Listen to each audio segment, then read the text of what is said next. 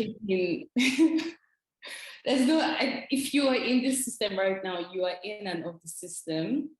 And sometimes I struggle with how to reconcile my ability to point out these flaws and still my benefiting from it. I don't know if I'm asking a question, because what is that? Do I want to know what else to do? Do I want to commit class suicide? What does that mean in a country like Nigeria? Yeah. Did you get?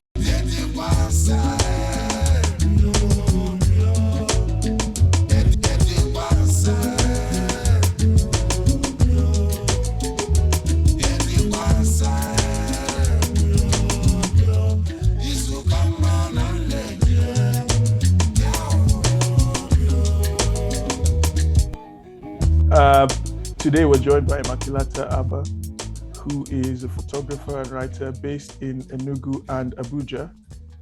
We thought we'd talk to her a little bit about a recent article she wrote on the subject of Africrapitalism for the magazine The Republic. So, Immaculata, thanks for making the time to join us. It is my pleasure, 100%. Nice one. I should also say that Immaculata is one of our key collaborators who has been showing us love off stage and who we're all fans of. So it's very nice to have her on. And we've been looking forward to this conversation for a while. So should we just get into it? Yeah. Cool. It's just sad that it's not like a physical meeting because I'm just here smiling and nodding. Yeah. No one can see it. I know it sucks. It's mainly because, Emeka and Oeji haven't done the great migration of moving to Abuja, as all Lagos people will eventually do. Maybe when the climate disaster happens over here, we would move up. Yeah. Soon enough. Okay, cool. Well, so I guess I can start by posing a kind of general question. Just to hear your thoughts and maybe get into a little bit of the background that produced this piece. So how about this one? Why write this piece in the first place, Immaculata? And what would you say is the audience for this piece? I think I should start with the second, which is okay. Who would I say is the audience? My audience was you guys, one. Because I've been listening to Nigerian Scam. Honestly, my audience, I was thinking a lot about this podcast, people who come in here, the guests that you have, because you guys are having that conversation. The people who read The Republic, I assume, I don't know who they are in particular, but I think The Republic has space for critical conversations and ideas from young people. Whoever is interested in that is my audience. I also hopefully wanted to target academics and everyone who is doing, serious-minded research about Africa's economy and workers in Africa. People, like Tony Edomido as well, the foundation, and other people who are in that venture capital, equity, philanthropic capital, all that money space. Just to, I don't think they're not thinking about these things, but I think it's always worth getting their attention to it again every now and then. So that's that for audience. I think so. I also wanted my friends to read it, and my family, and everyone in the world. I think everyone should be thinking about happening right now in Africa. Yeah. But then why did I write it? That was actually what Emeka asked me before that I was going to get into. So for a while now, like if I was to trace that back to like the first time that I could trace it back to 2019 when I had this huge health issue crisis that came upon me, where I was just having migraines constantly. I mean, it sounds like a joke, it sounds impossible, but some people sometimes get into a situation where they're having chronic migraines on end. Sounds terrible.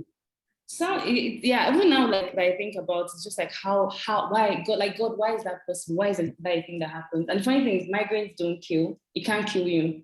So you're in this severe pain. Sometimes, like some parts of your body might just not be able to move, but you just know you're not going to die. You're just going to be in pain. And it made me rethink a lot about life and livelihood. I think as anything that pushes you to some sort of limit would.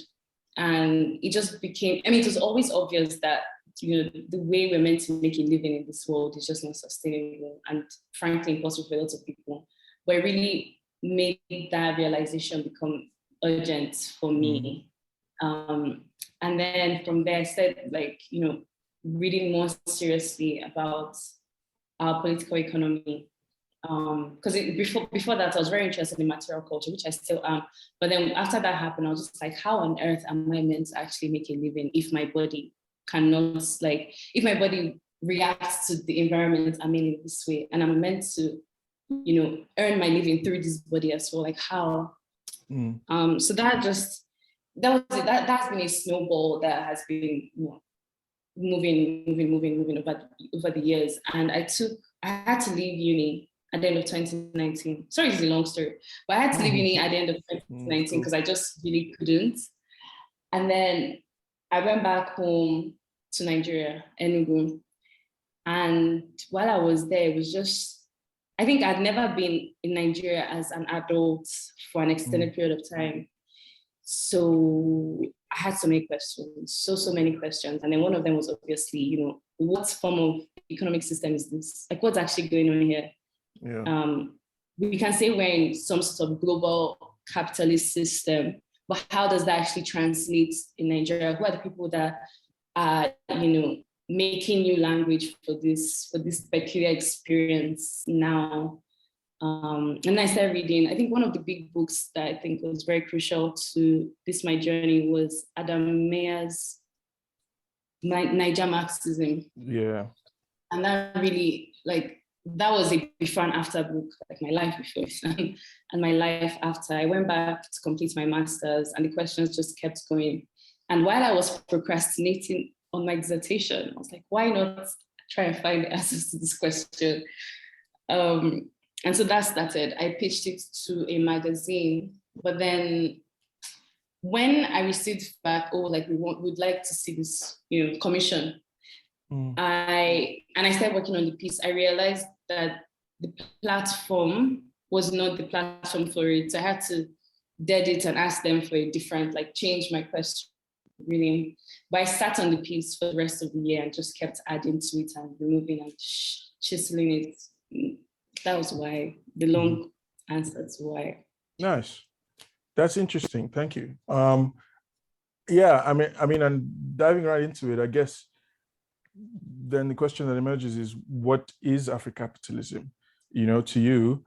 And maybe you could give us a bit of a historical context as well around how it might have emerged. It's difficult to say because I feel like every time I write, I'm like 20 times smarter than I actually am in real life if you ask me to speak. Yeah, relatable. Because it's multiple revisions that you have notes to look at. But I think, okay, well, Africrapitalism, in one way, it's just African capitalism in one way. So it's capitalism in Africa, or capitalism practiced and supported by Africans. But I think there's something more to it, maybe not more. But I think there's, can I say Africrapitalism is? I think I'll stick with that simple answer that it is, because capitalism in and of itself is this very, very big amorphous. Are we in the late? Are we in the hyper? All of that. I think all those questions also apply in this African stage as it's playing out. So I don't want to get in, I don't start biting my tongue trying to expatiate, but I think that's what it is. And it comes with all the pitfalls and all the promises as it does on the global stage in Africa. Only maybe that Africa has historically served this role of like raw material producer, like the site of exploitation. It's the under like Yeah. I've been obsessed with, global North supremacy and how we can, I don't even know that that's something you can undermine in the next 100 years. But I think that's very central to this conversation on capitalism in Africa. Because if we look at the global level, Africa is definitely that exploited worker. If you could like draw a dynamic between global North and global South. Yeah. That's interesting. I mean, I guess I posed the question in part to sort of just kind of suss out where you see this fitting into that wider history of Africa's place in the global economy. So, I mean, maybe, I maybe posed it in a slightly unfair and bulky way. But what I'm trying to get at maybe is to say, is Africrapitalism something new per se, or is it part of that, is it maybe, as you're suggesting now, part of that wider story? Is there something particularly new about this version? And when your article starts, you focus on this sort of Tony Elumelu inspired version of this thing, right? Which was, I'm sure you can tell us a little bit more about. But I guess what I'm trying to get at there is, does that strike you as something different from just capitalism in Africa as it's existed here for, like however long it's been around? Or is it just a different marketing project or something of the sort? So I guess that's what I'm getting at there. Okay, thank you for clarifying that. It also helps think more like straight line. I think there's definitely a huge marketing thing around it. That whole the whole retreats that Tony Elumelu had in Calabar, where he brought all these people together, and it was a whole thing with his company, and he set up this Africrapitalism Institute, kind of like, let's invent. I think it's one version of like one type of inventing the wheel situation there, and obviously it was to tie these concepts to him and to his company or his ventures, whatever. But I don't think it's something new. I don't think it's from what I can't see before and after. But I would say that with the caveat that is actually the area of research that I'm trying to go into more, which is like understanding and exploring the history of capitalism in Africa in the past like 50 years, which I'm not very strong on. But I know that when it comes to neoliberal ideology and policies and all of that, we've definitely been inside that hot soup since ever. Like we've been inextricable from the global economy and in a very exploitative way. That's not something that's there today. Maybe what it is that is happening that is kind of more peculiar to now is this embracing of the ideology by a lot more Africans, but in a good way. Like, as in to them, it's a good way. It's like, oh, this is something of pride. And Kenneth, I don't know if I quoted Kenneth Amechi in my article, but in my research, there was a paper he wrote where he described how the difference is, that sense of pride and that sense of, like good self-esteem, hype that it gives to African business people. And I think maybe, from what he said and what other people have said, that's something that had not really been the case for a while, because African economies were in the 70s and 80s, they saw shady. But I don't think that's like necessarily an exciting thing. Maybe that's the only difference I can see. But I don't think it's exciting. And even having said that, Africans were definitely, all the other international companies that dominated African economies in the, say, 60s, 70s, Africans were also, what's the word? Not aligned, like was supporting, like they were part of that system. It wasn't a clear white and Africans. Like Africans, even though they did not own, a lot of them were still in positions of power that enabled it. Right. Okay. That's a strong one. And I'm even struggling to see how to wade into it.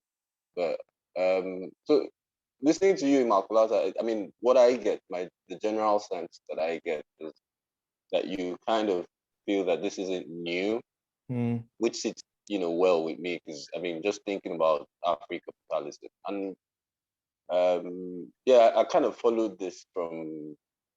It's about it's a decade-long project, Ilumelu's decade-long project. Mhm.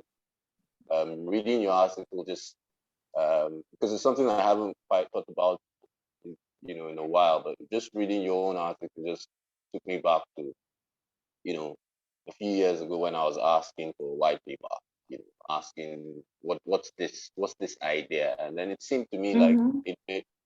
Ilumelu at the time was just bent on marketing this idea to the West, which just Right. Mhm.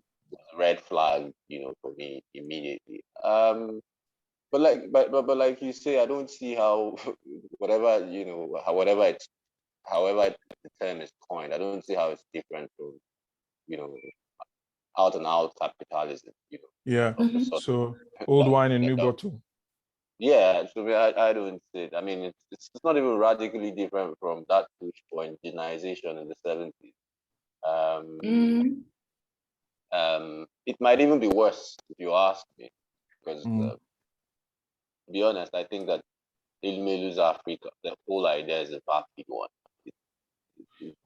I'm struggling to see how it puts so then adds any real significance Okay, to. but let me pose this question then. I mean, and this is to anyone. Of course, I'm particularly interested in Immaculata's take here, but what's the need for the new bottle? Like capitalism has been around. Africans have been a part of it. Within multinationals doing their own thing for a long time. Indigenization happened in the 70s. So what's the need for this new label? And like, why do you feel like it might have arisen in the, you know, like 2010s in particular? Is there any reason for that as far as you can tell? I From think that okay, go for it, Mark. Okay, I'll be very quick. I was going to that from what I saw, both from Elumelu and like other people, like what's his name, Boa, Mm. David, I can't remember, but he was the CEO of the African Institute when it was Oh, launched. Weber Boer. Yes, yes, yeah. Yeah. But a lot of what they were saying around that time was that they really needed to inspire young business people that, like this was Mm. 2011, 10 years into the new millennium, blah, blah, blah, 10 years into the democracy. Like we really needed to get young people hyped and excited, or just like African business people. Because there's this huge, like, the global economy was changing very rapidly with internet and tech and all of that in 2000s. Mm. And so there was like this huge cake that had just come up to the table, and it needed to get more like Africans like cutting the cake. I think Mm. that's all. Like it's that marketing. It's like marketing strategy for that purpose of Africanization of whatever. Right. Okay. Yeah, I mean, for me, it's I don't know. It's also very funny because I mean, like I said, I followed these things and I've heard Elumelu say that part of what he wanted or what he was looking to achieve with this was to see how you could divert funds from aid initiatives, towards the Mm. African private sector, right? So it's difficult to discuss African capitalism without that notion, at the back of your head that what Elumelu seeks to Mm. do with this is to divert funding, international donor funding for aid projects on the continent to Mhm. private private That's setup. interesting. Yeah. Yeah. One way that he figured that he would be able to do this was put some, if you like, call it seed funding, money down. I think it was something around 100 billion. I can't remember now. Yeah. For 10,000 entrepreneurs across the continent, and then it was about $5,000 a piece, where they would come and sell their ideas. Mm. Part of what he wanted to do was, get this monies to them using a UBA account. And some of his Mm. argument, was at the time was that at the time when he was a university student, there were no owners, there were no Nigerian owners of banks, so which takes you back also to that Exactly. period, which must have been around the 70s and 80s. So, fast forward to 2010, 2011, when this idea, began to germinate in his mind. He figured that, he had built a Pan-African banking institution. What that would mean in effect for capital flight. I mean, I can leave it to you guys to guess, Yeah. but Yeah. I don't know.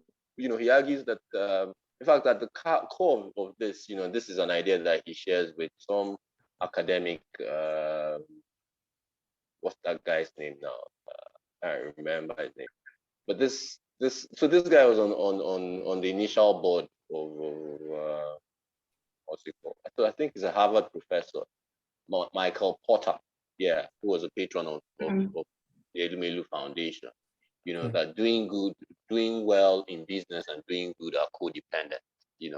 And I struggle, but I mean, these guys have been taken on, and there are people who have countered to say that all Elumelu was trying to do there was offer some kind of smoke screen for deregulation, and Yeah. he doesn't shy away from this. So this just gives us a context as to how and why he decided that this was, I mean, Yeah. coin a term, and make it seem as though it was in the interest of Africans, in that regard. But I think one way to go about looking, I mean, sorry, I'll round up now. One way to think about or to actually scrutinize this project is to look at the guys who benefited from it, and what they've done in terms of impact in society.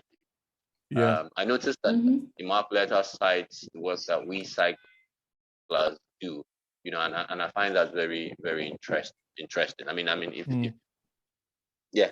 So No, I totally. mean, That's in fact, yeah. I think we're going to go there next in terms of who actually benefits. But before that, I just wanted to echo. Okay. Oh, sure. I mean, I was just going to echo one thing Emeka said. Sorry, Immaculata. Oh, okay. After you. Yeah, I just need to take a call. My shawarma is here. Yeah, handle it. Thank you. Cruel of you to tell us exactly what it is. Leave tongues wagging. There you go. No, it's fine. Since there's time for a little break, I just want to add that, we must not underestimate the remarkable ability of the system to repackage things for us, and also struggle to capture the ideological terrain such that young people are funneled into, a certain pattern of thinking. And then, the idea of this Africrapitalism, be it feudal accumulation of wealth or even outright slavery, becomes the order and the norm of the day. And then you hear this, the young people that are victims of this system, they perpetuate the system. They can't see anything outside of it. They are unable to critically engage the system. And most importantly, analyze how they themselves are the victims of this thing, So what they do is to ensure that they win the ideological war. There are a lot of programs that we can also name that that are kind of rushes to integrate the young people on the continent into this capitalistic way of thinking, and it also serves a purpose of maintaining the system and ensuring that what we have at any point on the menu is nothing but the capitalistic way of going about things. So that's one thing that I wanted to add to this, aside from all that you guys have said already.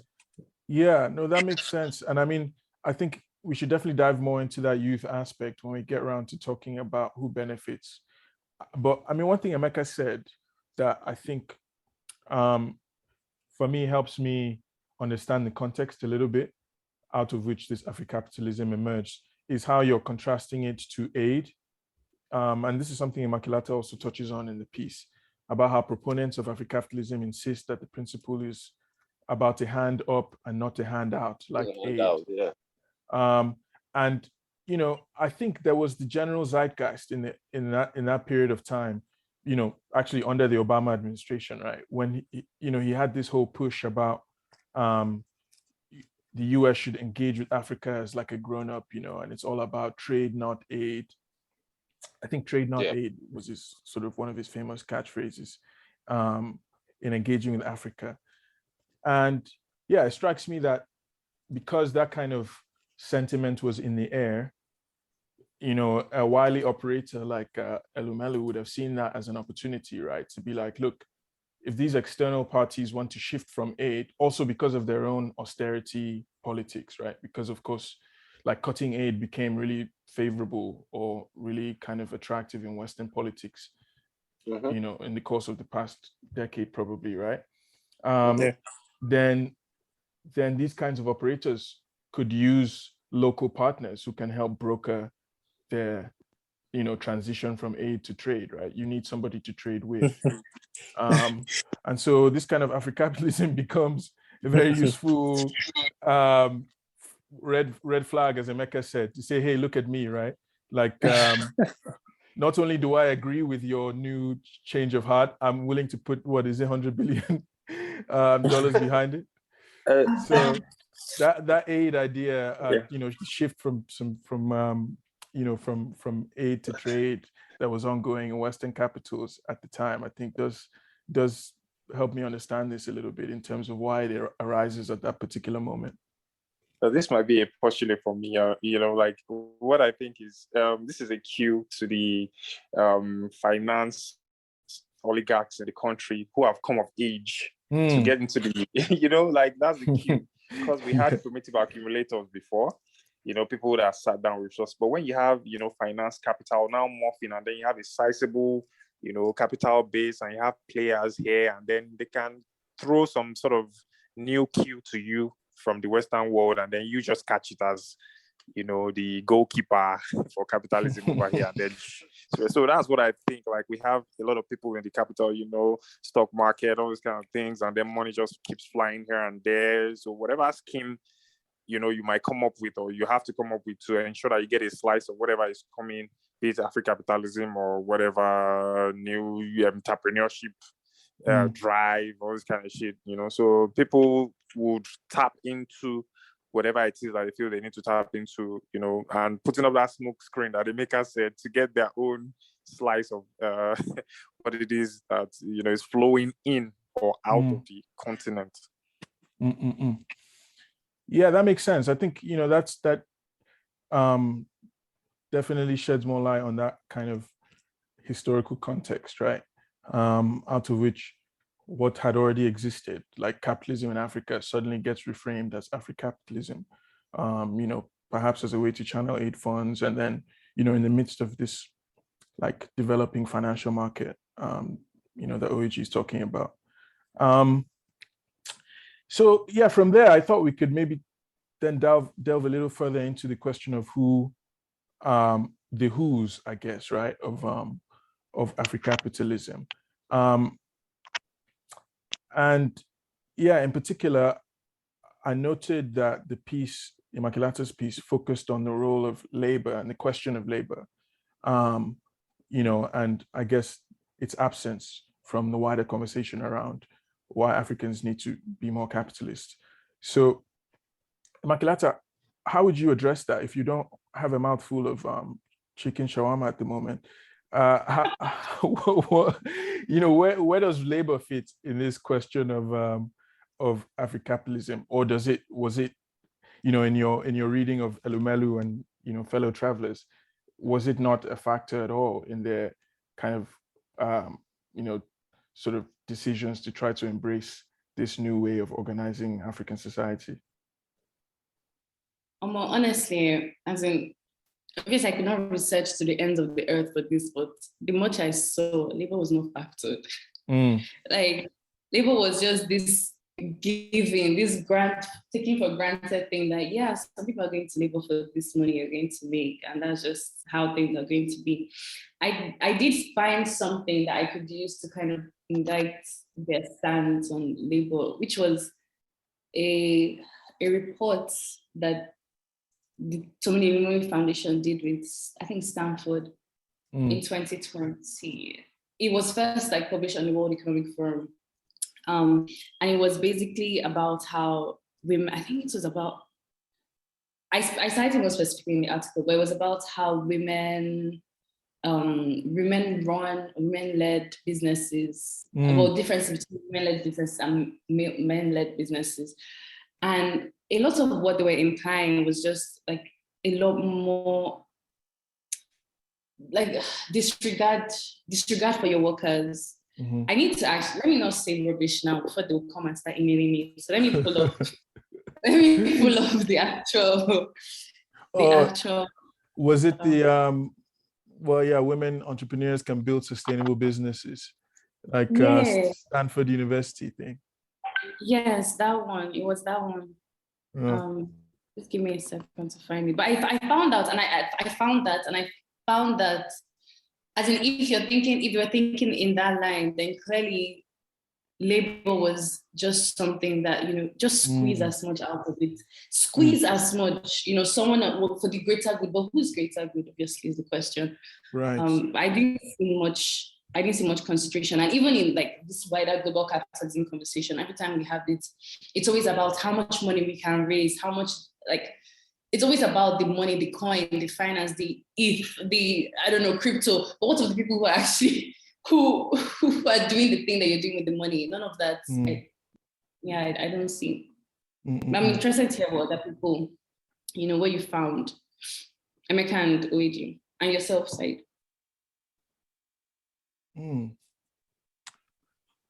Yeah. Emeka, do you want to take a stab? I can jump in after. Let me just do like a quick one. Like, when we know that the cornerstone of capitalism is the exploitation of labor, like there's this antagonism between capital and labor. And then, you see that all these practices, or how these people get their money, or how they treat their bank staff, or how, even down to, domestic stuff and how we interact. You see, first is transactional. Second, you try to squeeze as much as possible from them. That's, in fact, okay, I'm a shareholder. I've never set my foot in the factory, neither have I set my foot in the bank. I don't even know where, these things are. But at the quarter, I get my check. What have I done? It means you have to squeeze some people up to give me like what they are producing as, surplus, or what they are giving like into the company, and the profit that they are generating doesn't go to them.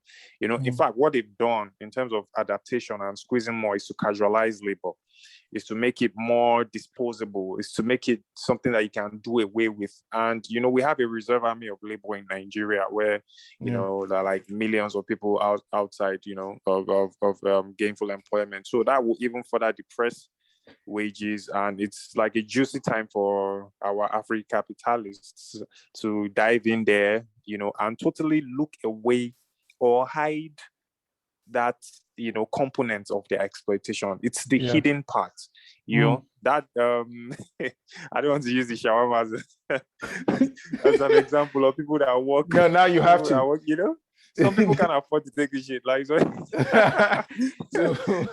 the CEO at Cold Stone, or the CEO at this thing is making like, crazy money. And taking, so now you revealed that you prefer Cold Stone shawarma to American shawarma, to the hardworking Lebanese people that you know what I'm saying? that like, invented this company.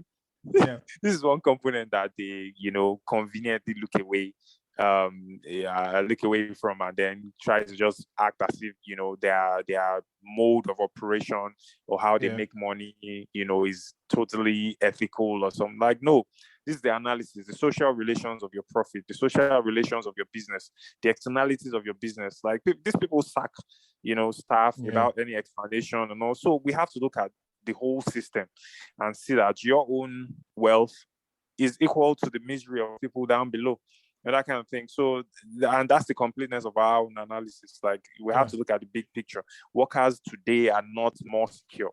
They feel that, they can lose their job at any moment, so this is what it does. You work hard, but you feel more and more, like insecure, and you feel like what you're earning can't your take home can't take you home, as they say. Nice.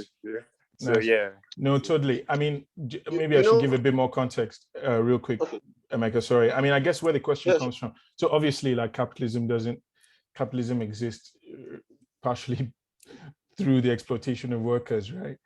So the fact that there's an AFRI in front of it doesn't, I mean, why should we expect that to change? I guess the reason why I posed the question in that way, in an open-ended way, is because, a lot of what I was hearing in those days around like the reason why there should be more private investment in Africa, was often framed around, well, private investment will create jobs, right? And obviously we need jobs. So like labor is kind of, implicitly brought in that way of framing the issue as the necessity of, necessity for private initiatives to come into play in order for jobs to exist. Now, of course, that like glosses over the way in which the majority of jobs actually exist in a place like Nigeria, which is not necessarily because somebody decided to, put millions of X currency into the market, but because this person was forced out of their house by starvation, right? Like the way jobs actually are generated, or employment is in the informal sector. And I know Emeka is in a full salute now because this is his point, as it was Immaculata's in the piece. So yeah, that jobs question is part of why I was curious to see how you think about or engage with how this concept of Africrapitalism engages with the labor question. And then I guess the other one, yeah. Okay, no, after you. I'll come back and say the other one later. Africrapitalism does not pretend to engage the labor question. So that's clear. It's as clear as daylight. I mean, so even when you listen to someone that I don't remember what his designation is, but I know he works for some institution in the West. But I'm speaking here of Moses Ochono. So he has in his piece that Immaculata site, I'll just read this phrase. He says the main ideological divide in the world used to be between those who believe in individualized wealth creation and those who believe in collectivism and the socialization of the means of production. That debate has now been largely settled.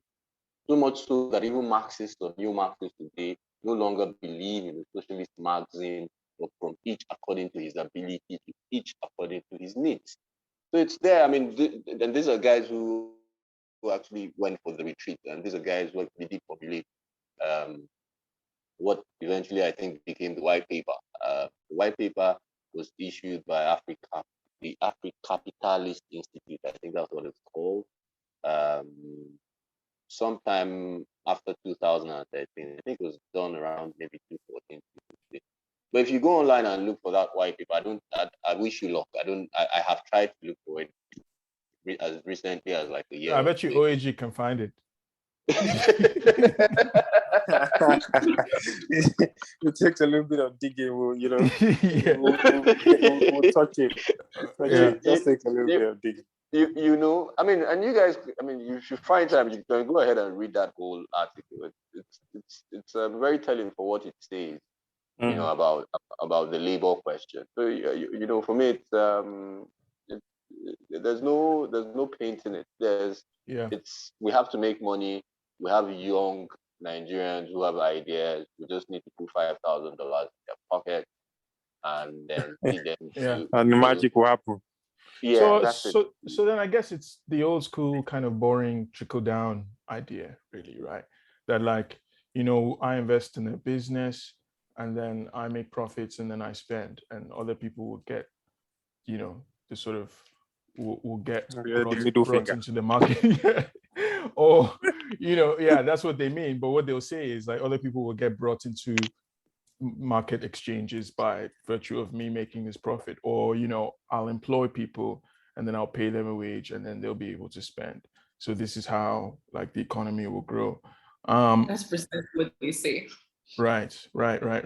So yeah, I mean, in that case, then again, it feels more like old wine because so where's the Afri part? Like, is there anything peculiar to Africa about this, or is it just that it happens to be Black African people doing the exploiting this time? So where's the Africa part? Is there any like, were there any vibes? Was there any like dancing or like face paint? I think No, Emeka has answered this question. I also want to hear if Immaculata has done it here. I also want to hear like a bit about like, where does the Africa fit in? Is it just the location for this, or is there like were there any Africa specific vibes that were supposed to be injected into this new wave of? I think it's the location one, and Right. plus it's not too far from the indigenization stuff, because first and foremost, the principal capital still comes from abroad, like and then we have they have small money, seed capital, all this nonsense that I say, but it's like indigenization, the companies are still owned or whatever, like how it was, and then you become a major shareholder, and then just domesticate or bring the exploitative architecture down to what is more palatable here, to what people can see, and then let them just start this entrepreneurship thing where you just put your small money, exploit wherever you want to exploit and make money. It's the location really for me. And then the people that are doing it at the face of the exploitation are just Black people all over again. Like, so that's neocolonialism all over again in the Africrapitalism format. Yeah, totally. So yeah, go for it. I would agree. I think I just want to make the point that these people are very aware of this. Like, they're not hiding it. They're not not stating that this is exactly what they mean. And I'm thinking especially of Kenneth Amishi's, one of his articles or papers that he has written on this, where he calls Africrapitalism a creative pushback on the way global wealth is distributed. It's like a subtle creative pushback. Yeah, it's subtle creative pushback. And it's just like, well, which like what exactly is this distribution you're talking about? It's the same thing, just Right. Yeah, so it's I think you put it very well when you say changing who is at the helm of exploitation to an African would make the African capitalist feel good, but Africanization is not decolonization. I think that sums it up pretty well. Right, okay, but I mean, there's one other aspect I thought it would be interesting to hear your take on, and it's the question of entrepreneurship. So like this looms large in your analysis, and it looms large in our everyday life, right? Where like, I think the cardinal sin that you can commit, like as a young African now, is to not have a business idea, right? Like everyone's just like, what's your hustle, or what's your side hustle, or what's your side hustle on the side of that? You don't get business proposal. Yeah, like hustle. Right. And it's like, I respect the way that's coming from. I understand, as you say, the difficulties with state provision or the absence of state provision, or say non-state, collective initiatives to like meet social needs. The fact that these things have been absent or in pretty dire conditions for decades obviously raises questions about what are the alternatives. And, entrepreneurship, I guess, has emerged as one of those possible alternatives. But yeah, I mean, where do you see this,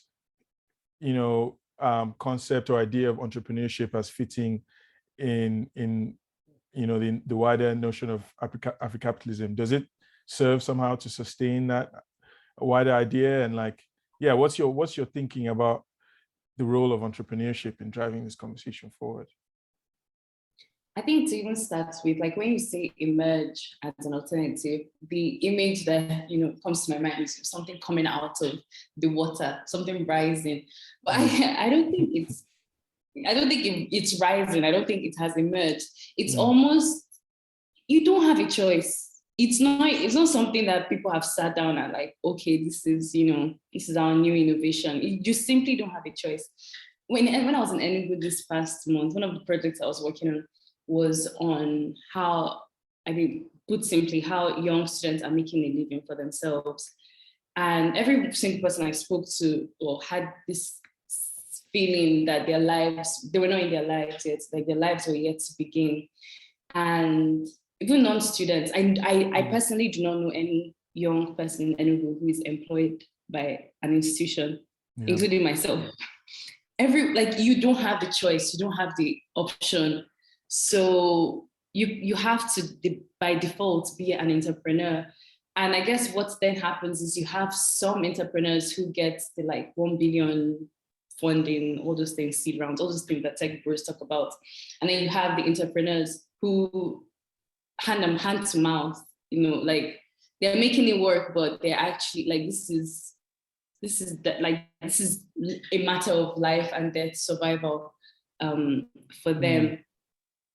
And given the disparity between the two and how all of that has to be categories under the same umbrella as entrepreneurship, I think the question is a lot more, it's trickier than just, is entrepreneurship fueling Africrapitalism or not? Some of it is, and some of it takes pride in Africrapitalism and in growing an Africapitalist environment.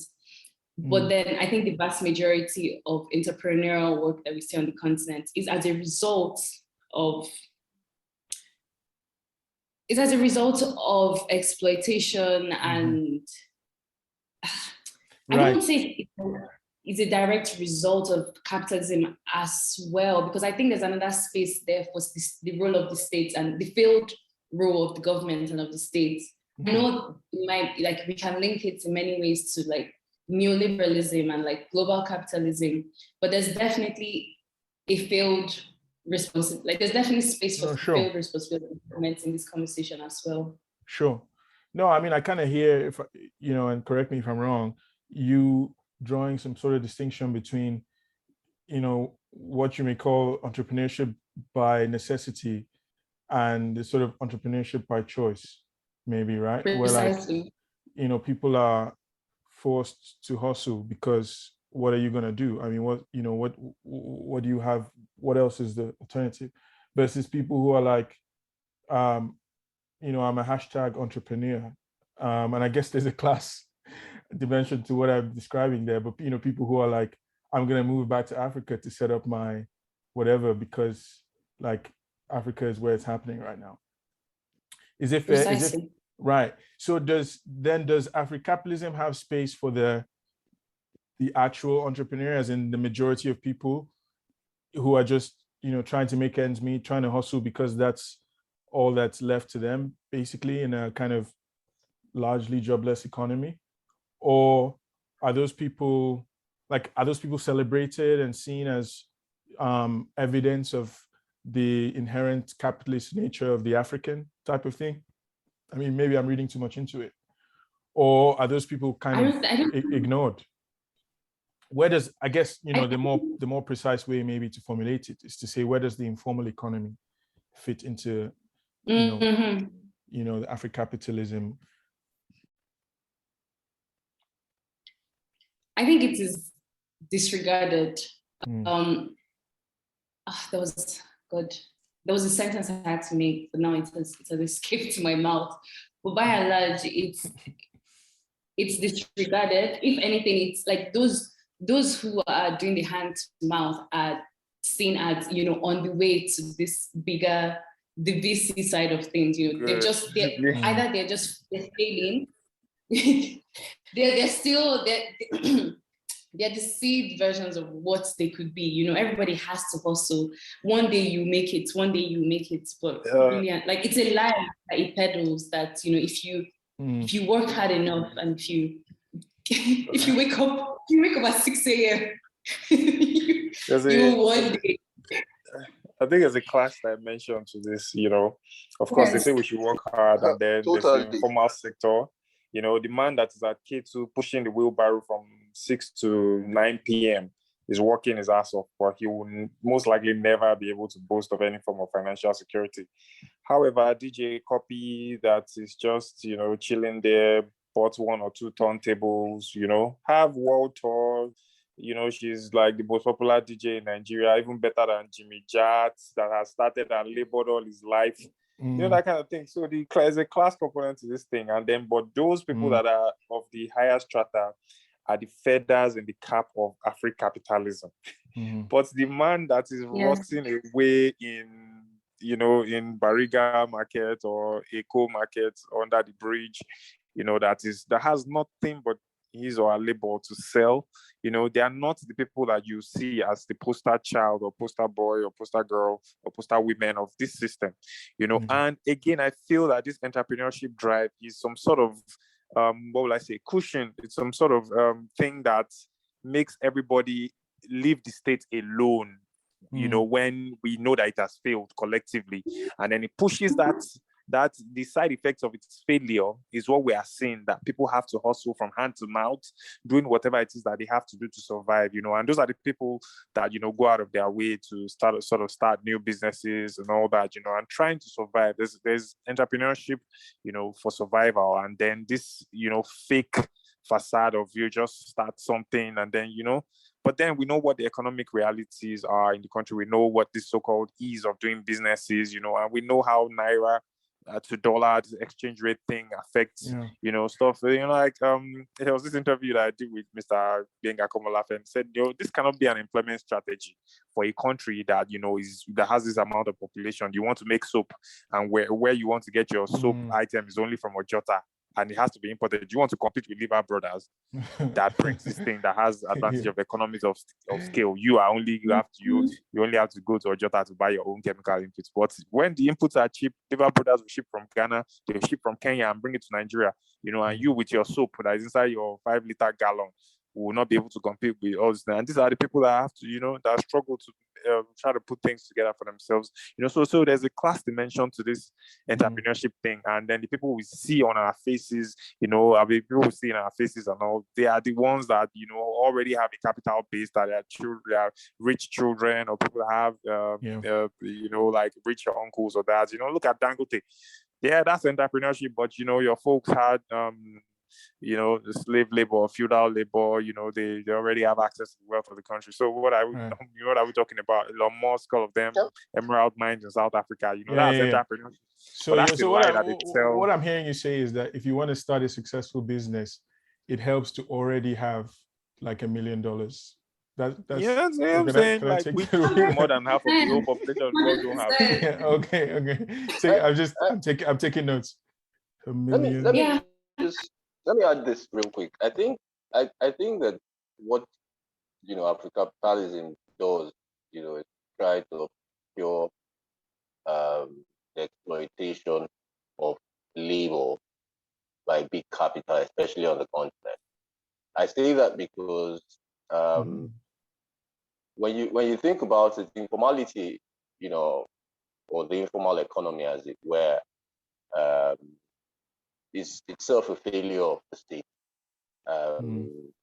If you trace back its origin, then you go all the way back to the 70s with the SAP programs and all of that, where heads of families had to find other means of income, because it became apparent that they couldn't depend on their salary. First things first, their salaries weren't even being paid on time. So that's how informality began to grow. Okay. I mean, I should just say that, there might be debates around like the origin of the informal economy. That's one. Okay. No, I mean, I hear that perspective, right? Yeah. But just to say, I mean, there are other ways to maybe nuance that one. But sorry, not to take away from your wider point though. Yeah, so I mean, regardless, what you find on the continent is that there are always backward linkages between these so-called entrepreneurs and informal players within the sector in the economy, in which this guy is played. So I'll give you an example using Dangote, for instance. Dangote, yes, produces cement, but depends on distributors who are tasked with distributing the cement countrywide, right? So Dangote has distributors across the country. It costs 40 million naira and more for you to become a Dangote distributor. But then underneath the distributors, you also have retailers. So these distributors then, send maybe, so they get their own merchandise, trailer loads of cement, and then sell to last mile retailers in hundreds of bags. A bag of cement for, as of today costs maybe 4,500 naira. But it would shock you to find that the last mile retailers would probably get it for 4,400, 4,350, and then they're selling with a profit of 150. Okay. Then these retailers also have people who they employ to do the actual carrying and loading and offloading, on trucks. So when you then begin to talk about Africrapitalism, I mean, how does it factor in the fact that you're exploiting informal workers who aren't under any contractual agreement, who you pay less than minimum wage, for instance, and this is how, Nigeria, and this is just using Dangote using that sector of the economy, as a marker. But it's something that you find, replicated across industries where, because they already know how the system works, they know that they can get, when they talk about profit, they only talk about profit because they know that it's a system that allows them to exploit, their own compatriots, if we're being honest. I just said to chip that in. No, fair enough. Actually, I think there's maybe a little more to say around that point, but I thought we should pose maybe a couple more questions to sort of make sure that we've covered a lot of the ground of the article, before we have to wrap up. So, Emeka, I thought you had something around the labor question remaining. No, and for me, if I had a question for Immaculata, it would be based on the claim that the chief proponent of Africrapitalism, himself makes about social wealth creation, especially as regards the role of women in all of this, and I gather from her findings that even at conception, there weren't too many women, sitting at the table. But more importantly, there was only one. Okay. Right. All right. But more importantly, how many of the recipients of this funding from the Tony Elumelu Foundation itself are women founders of any of these companies? Is it significant, considering that, if, for instance, I take WeSeclers, for example, where I know that the founder, Bill Kiss, has been trying to do, in terms of impact, I don't know. In terms of scalability, I can't say. But, given what's on ground, you find that, they're trying to empower women in, urban poor women through their own project. Is this something that, with the numbers that that get these grants, from point of view of women, is it significant enough to even give it some kind of chance, some kind of sustainability in any real sense? Okay, so Tony Elumelu Foundation itself has awarded, out of the 9,000 something grants it has awarded a third of that. So that's about 3,000 to women. But it's by far the most generous that I saw, in terms of, like, when you look at funding bodies for businesses, or what they called, that VC, that startup funding world. Yeah. The statistics on a broader scale, and I think the TEF has that figure as high as 1/3, because they're very, very intentional about it. And upon all the intentionality and all the capital and all the access that they have, they won't be able to get it to a third. Most of that people, it's like 1%, or you have stats where it's like, oh, if you see women's name, like, I think there was a Harvard Business Review report, something about how, like, in all those pitch rooms, like, startups that have one woman founder or only women founders tend to not even get to, like, a certain stage. It's very, very abysmal. So the answer for that is no.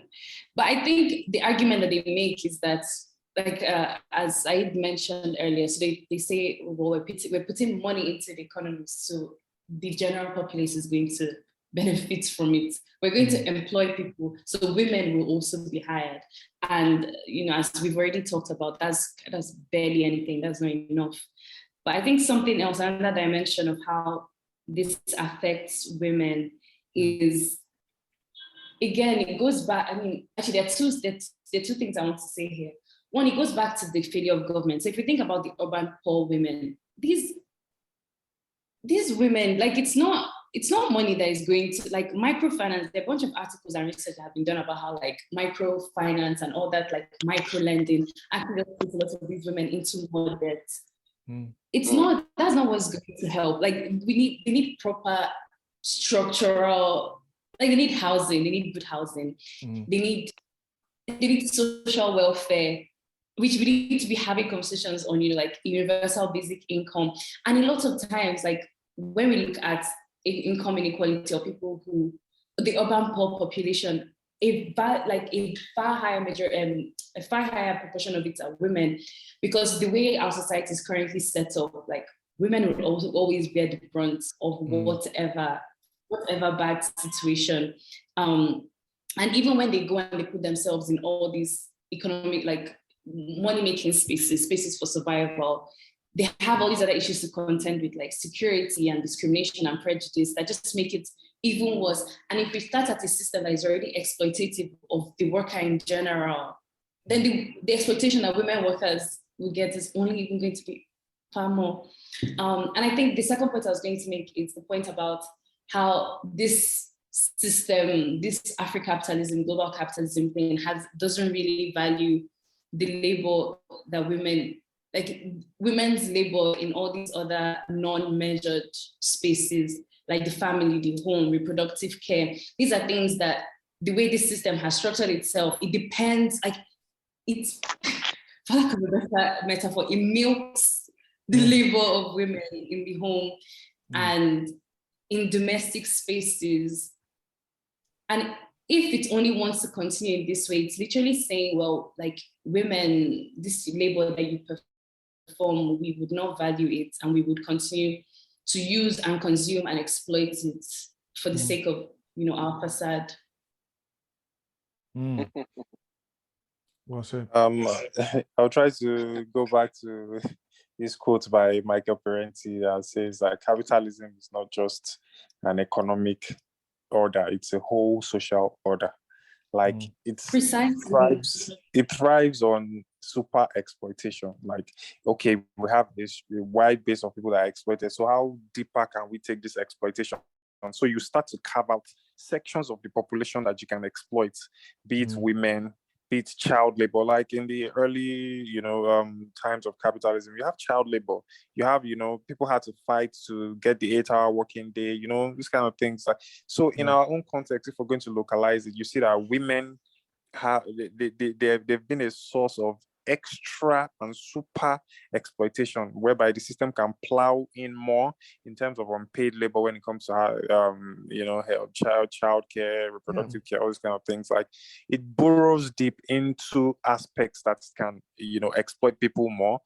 So and capitalism that we know is not the bastion of being progressive or overturning systems that that would kind of rattle or change its mode of doing things. So it's only exacerbates the bad things that you have on ground. Look at the issue of tribalism now. It makes it deeper. Like, it goes in, okay, pits this tribe against this tribe so you can exploit more, that kind of thing. That's the thing. Like, it's not that Mr. A that's in the street hates Mr. B because of their tribe, but it's that there's some economic underpinnings of the ruling class that uses that thing as a tool. There was even age, like all these gerontocrats that are saying, oh yes, they just chill, let's become the president. Tinubu was saying it, let me become the president before you young people. They're using our cultural aspects or elements of our culture, and they're weaponizing it, using that social order. They are the people that control the material base of society, and the ideas of the ruling class are the ruling ideas. So they try to just say, okay, just chill. This is how it is. Let's just, women stay in your place, those kind of shit. So it fits into the overall structure of super exploitation, be it even in the United States or even places where racism has been, a major problem for them. You try to exploit the Black people more to extract more surplus and profit from them in terms of labor that's not well paid, or that kind of thing. So it's to me, that's what capitalism does, and that's what it will keep on doing until people rise up to change the system and then build more equitable societies that puts women on board, that women to play a major role in shaping and determining how things are supposed to go.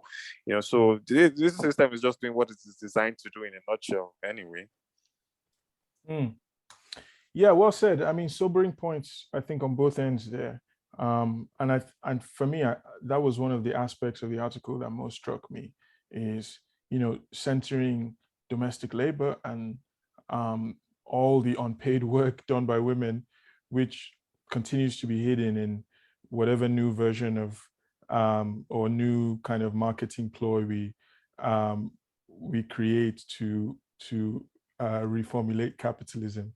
But before we wrap up, I wanted to give you an opportunity, Immaculata, to ask questions if there were any that you had of us, or are there other points you feel that were kind of important to emphasize from the article that you wanted to, make before we closed? Yeah, there's a point actually, and then I have two questions. The point is more about like myself, the person that wrote this article. So for better or worse, I'm looking at currently, I'm a freelancer, but I'm also, because I'm interested in going back to doing PhD on like economic history, whatever. And I've seen a couple of people who I admire, and their CVs have some work experience doing research for investment banks and other like big institutions that have access to massive data and massive whatever. And I've considered it, and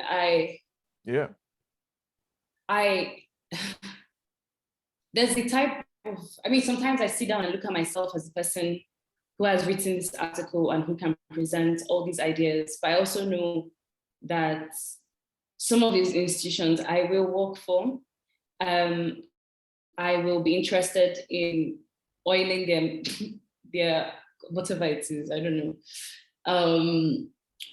I also benefit in many other ways, like by virtue of my parents and the institutions I've been to, and all these are like, I think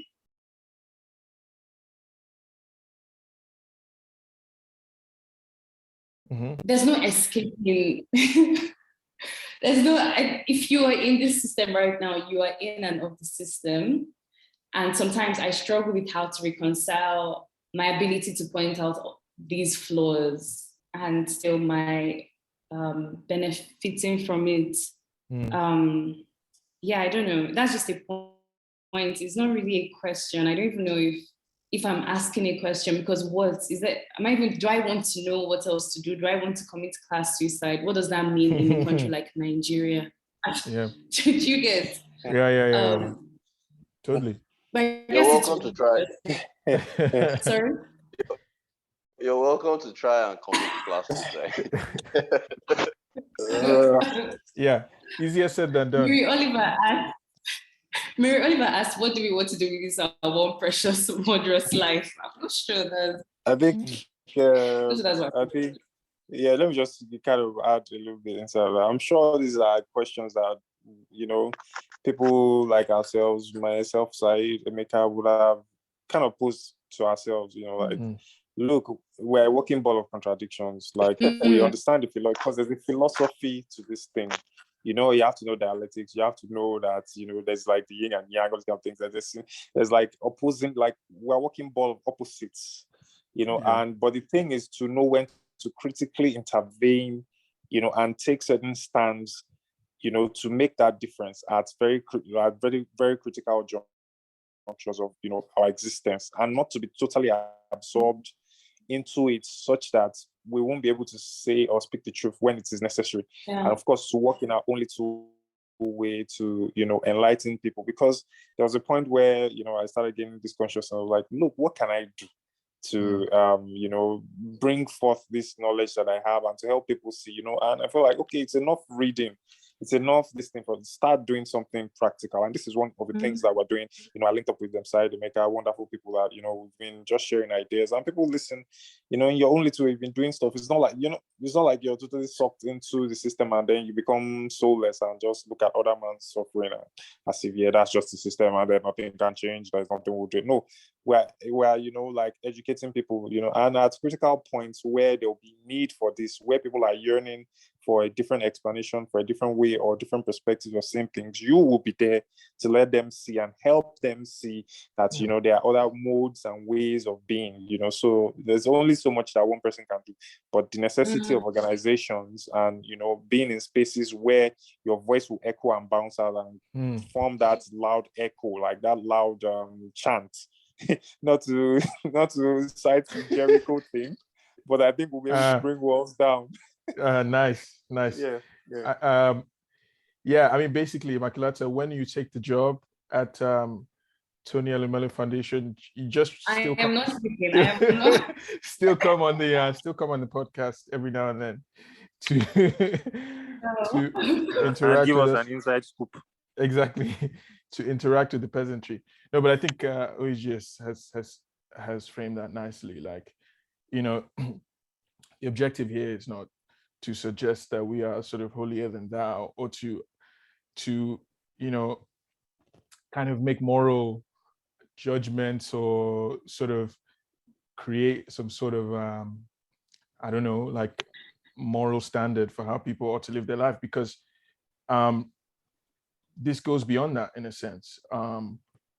And yeah, I mean, you can't really confront this sort of systematic problem with single dose, like individual solutions. Not to say that the individual is not important. Of course, the system is a product of our various little choices, but you can't escape power, I guess, in this conversation.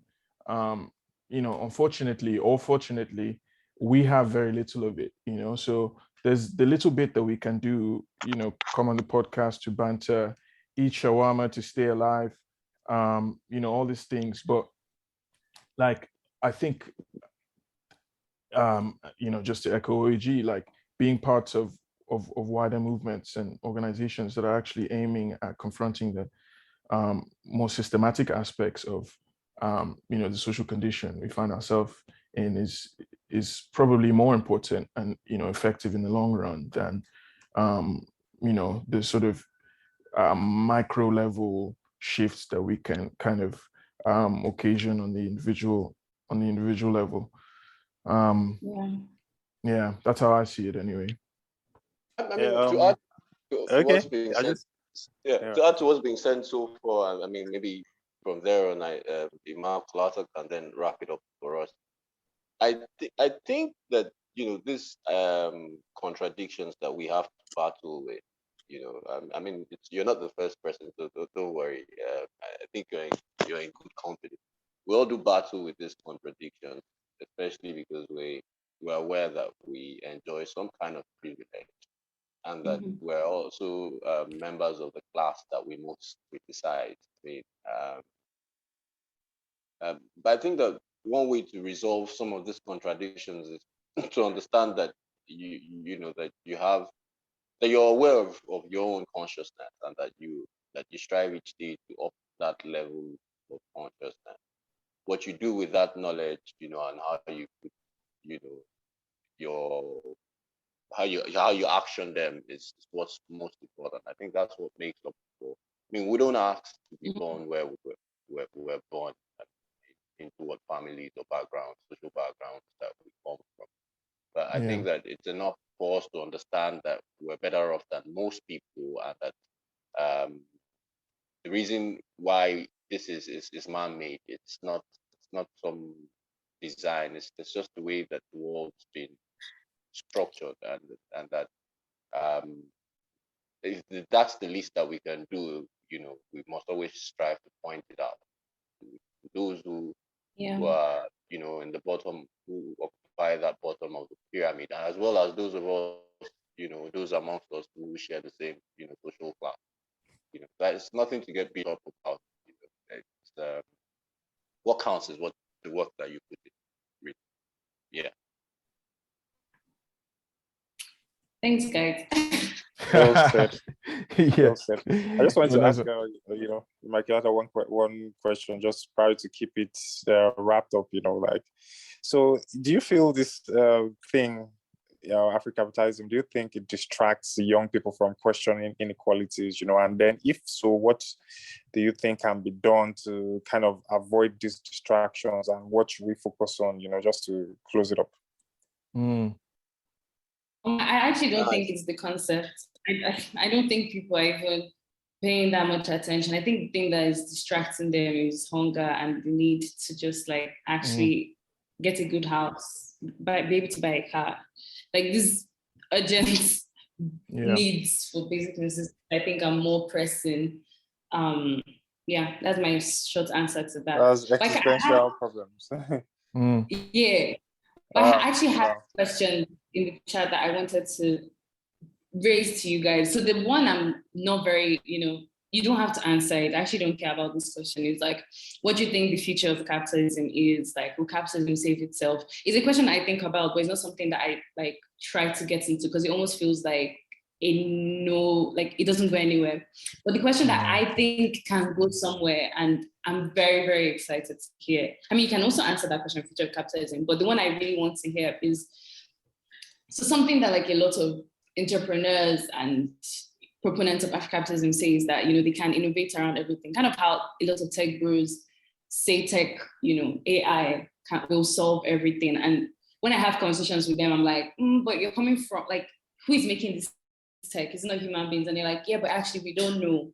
And sometimes I find that like when they say, oh, but we don't know. So you don't know if AI won't save the world or if it will. I almost kind of feel like, oh, you can't win it because we don't know, right? But I want to hear what three of you think in like, can capitalism or entrepreneurship innovate around like failed government, failed public policy? That space that we talked about where that's a part of this conversation, the role that government can play, but isn't playing right now in enabling our livelihoods. I wonder if capitalism has something that it can do productively in that space.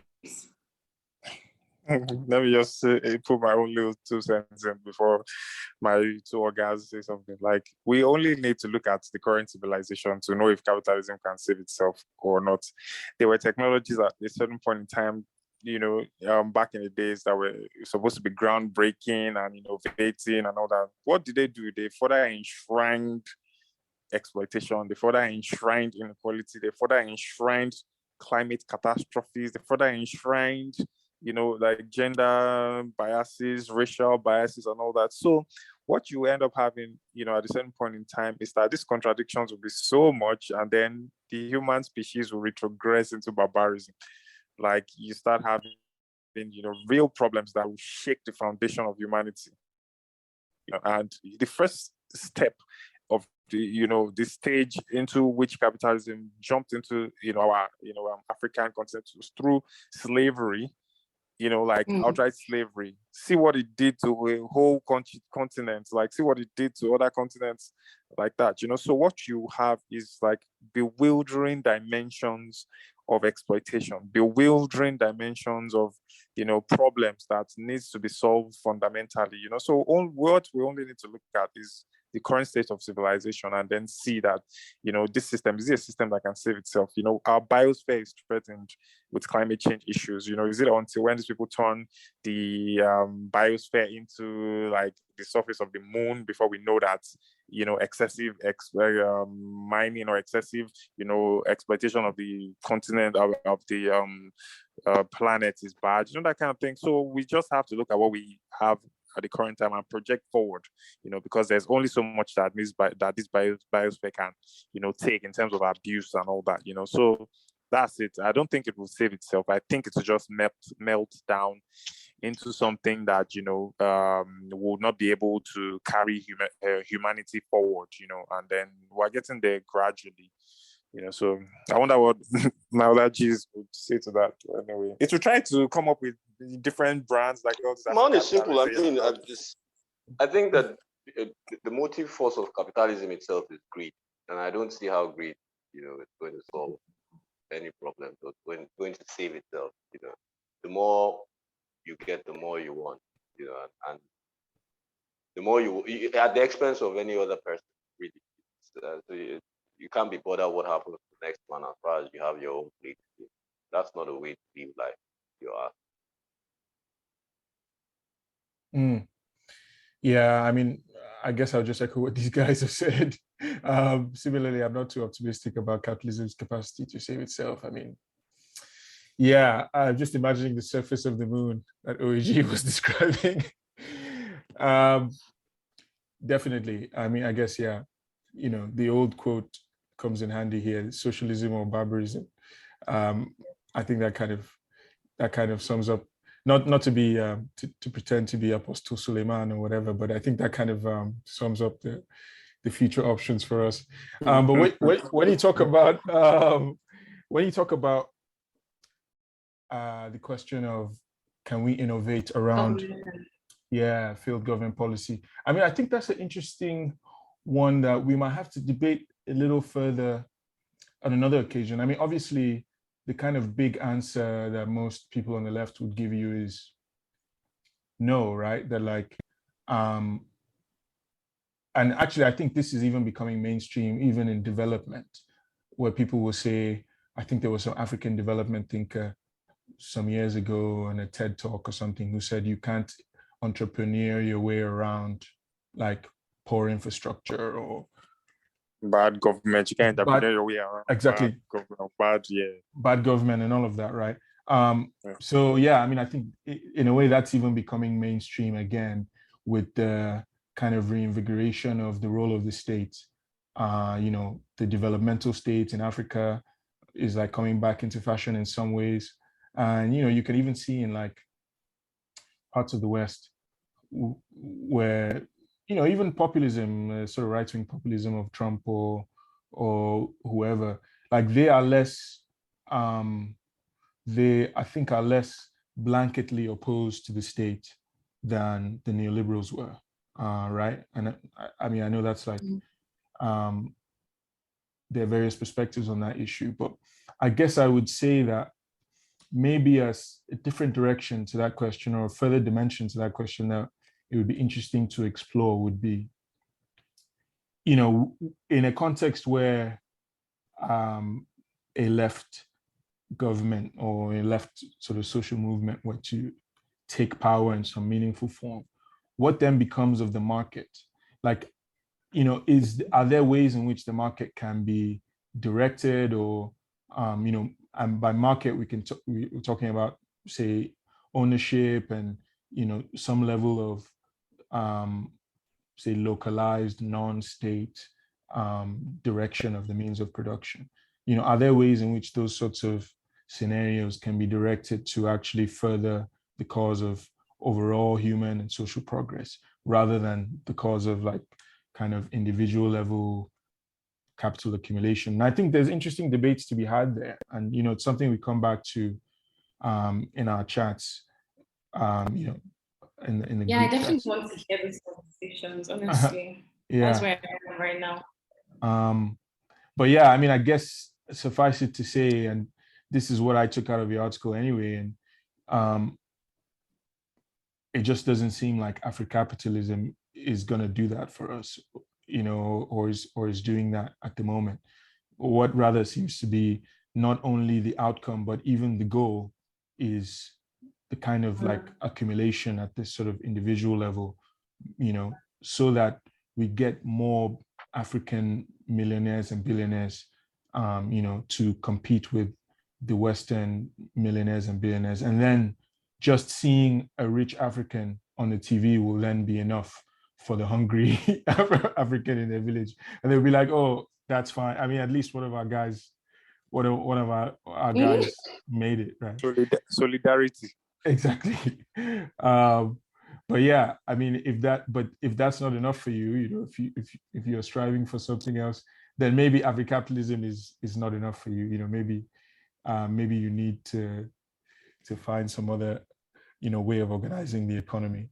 And yeah, in pushing for or opening up the conversation around other possible ways of organizing the economy. I think your article has done quite a service. And so thank you for putting it out, and thank you for joining us today to have this conversation. It's my pleasure. Nice. Well, I mean, if there aren't any other questions, should we just wrap it up here? Yes, sir. Yeah. Thank you very much. Yeah. Thank you, everyone. I really enjoyed it. Yeah, likewise. Same here. And I mean, Same yeah, here. we'll have more of these, hopefully, whether or not you're working for Tony Olumelu, you can still come back.